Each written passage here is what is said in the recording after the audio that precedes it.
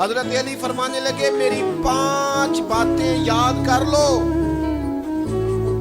اور فرمانے لگے اونٹوں پر بیٹھ کر تلاش کرنے نکلو گے تو یہ باتیں تمہیں ملیں گی کہیں بھی نہیں، لے لو ہم سے حاصل کر لو، یہ فیض ہے۔ فرمایا ڈھونڈنے نکلو گے نہ ڈھونڈنے تمہیں یہ ملیں گی، ڈھونڈنے سے نہیں چیزیں ملیں گی۔ فرمانے لگے 5 باتیں لے لو یار حضرت شیر خدا کی 5 باتیں، آج اس کو سبق کے طور پر رٹا لگا لو، اسے یاد کر لو، دل میں بٹھا لو۔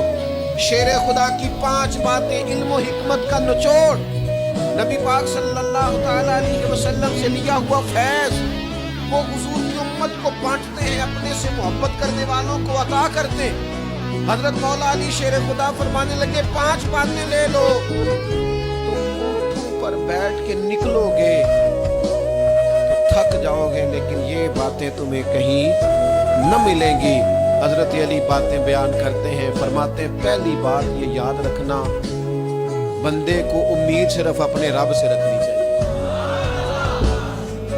جیت جاؤ گے دوستو دنیا میں اگر یہ بات آ گئی، بچ جاؤ گے، دل ٹھنڈا رہے گا، بے قراریاں، بے چینیاں، پریشانیاں جان چھوڑ جائیں گی۔ امید صرف اپنے رب سے رکھو۔ حضرت مولا علی شیر خدا رضی اللہ تعالیٰ عنہ دوسری بات بیان کرتے ہیں، فرماتے ہیں اپنے گناہوں سے ڈرا کرو۔ تم غریب ہونے سے ڈرتے ہو، تم تنگ دستی سے ڈرتے ہو، تم لوگوں کی دشمنی سے ڈرتے ہو، اپنے گناہوں سے ڈرو، کہیں ایسا نہ ہو کہ تمہاری نافرمانیاں رب کی ناراضگی کا سبب بنے۔ اپنے گناہوں سے ڈرو۔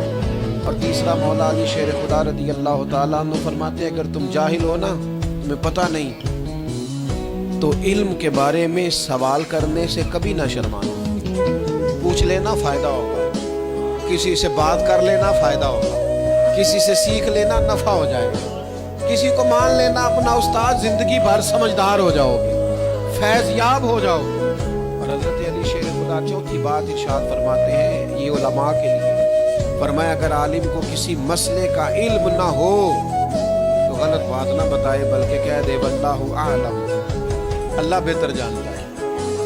یہ بات یاد رکھیں، جس بات کا پتہ نہ ہو، جس کی خبر نہ ہو، جس پر عبور نہ ہو، اس بات کو آگے بیان نہ کیا جائے، اور کبھی بھی غلط بات نہ بتائی جائے۔ یہ حضرت علی شیر خدا ہمیں سبق دیتے ہیں۔ اور 5ویں بات حضرت علی شیر خدا ارشاد فرماتے ہیں یاد رکھنا، ایمان میں صبر کی وہی حیثیت ہے جو جسم میں سر کی حیثیت ہے۔